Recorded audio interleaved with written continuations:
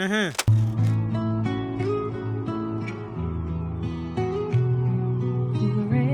You see, this movie came out like a silent killer, and honestly, not even enough people are talking about it. So, if you know you can handle dark comedy, that type who laughs when bad things are happening, then gather here, let me gist you. Quick warning, I'm going to spoil this movie because we need to talk about everything.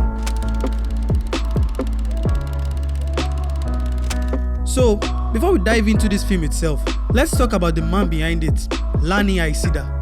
If you've been following Nigerian web content since the mid-2010s, then you already know Lani's fingerprints are everywhere. He has written and co-created hit series like Skinny Girl in Transit, Rumor Has It, My Name is AZ, and Oga Pastor. He's being called the king of web series for a reason. Lani understood how Nigerians consume content on phones and laptops before many producers caught on.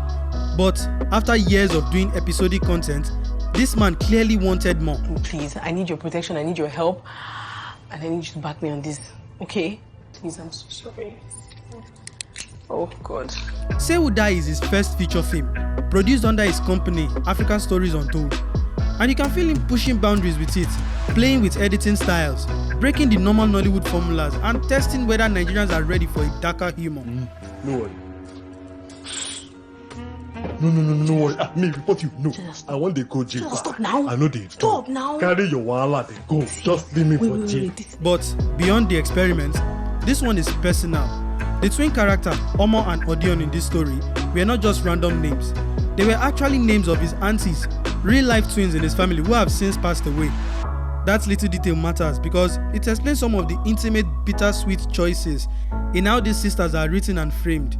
It's not just imaginative casting, it's a small private homage woven into the story. I'm begging you, I'm begging. When my 1.2 meter? 1.2 again. Oh shit. Interesting call. Hey, I'll give you money, please. Just free my sister. I beg. You see, at its core, Say Who Die is about twin sisters, Odion and Omo. Their bond is complicated. One is the golden child, Omo, and the other is the wild black sheep, Odion. What are you still doing here? Sir, I'm not here.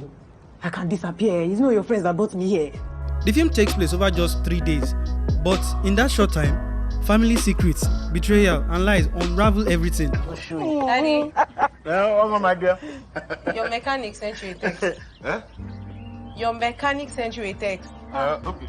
The whole movie is fast and it's very chaotic and often hilarious, but in that guilty laughing way where you are not sure if you should be laughing. That's the dark comedy angle.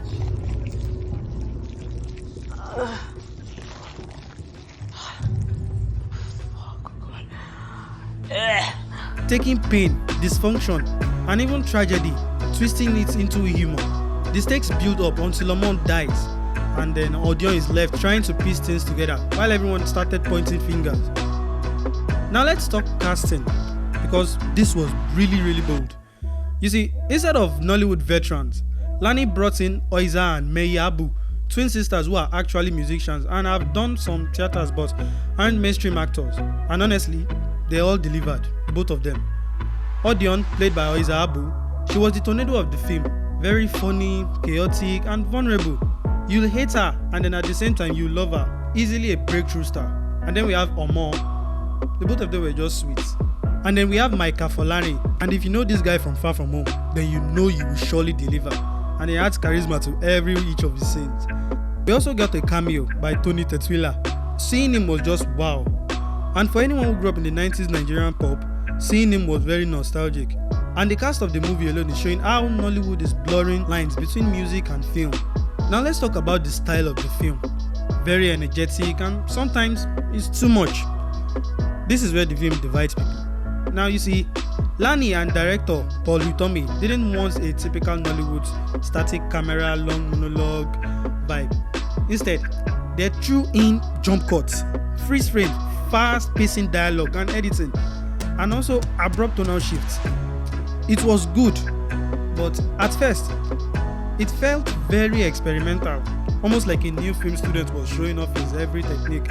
But once Somo dies, the editing calmed down, and then the film breathes. If they had balanced it better from the start, then it would have been very cleaner. But truth be told, The whole jump cut and fast-paced style of shooting that they used in making this film actually made it very enjoyable. But then let's talk about the soundtrack and sound design. Sometimes in the movie, the musics are trying, they're good, but other times it felt like the soundtrack was fighting the story, because a tense family argument will suddenly get overscored with some weird type of music, or maybe a sad moment would all have unnecessarily loud backgrounds and vocals. But you see, sound in Nollywood is very tricky, and too many films overload with music instead of letting the silence or subtle sound design build tension. Say Who Dies falls into this trap. Now, not all the music were bad, but some of it were very, very terrible.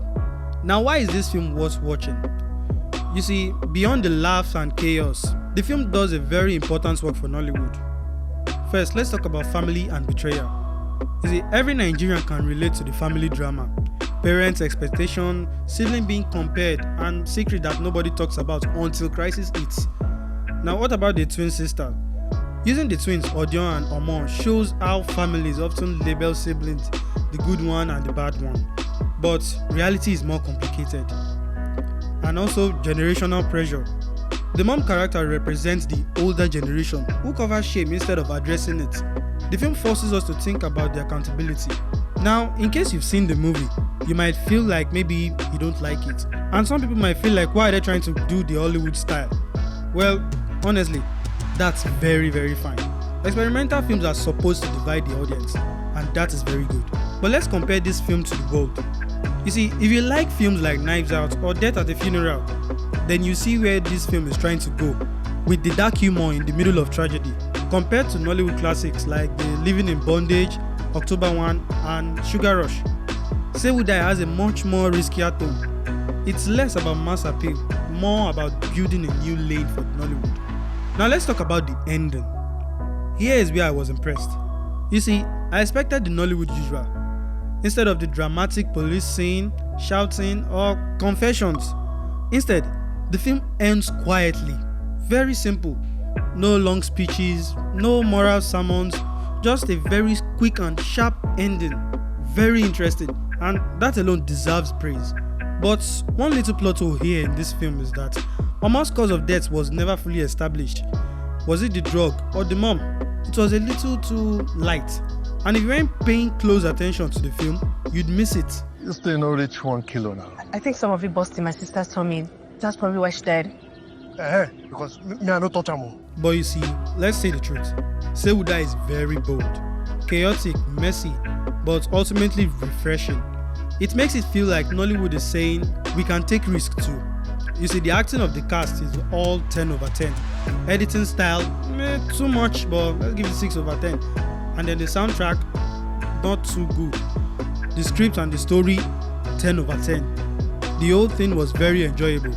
But overall, let's say an 8 over 10 for the whole film. They really did try. And also, yes, we need a part 2.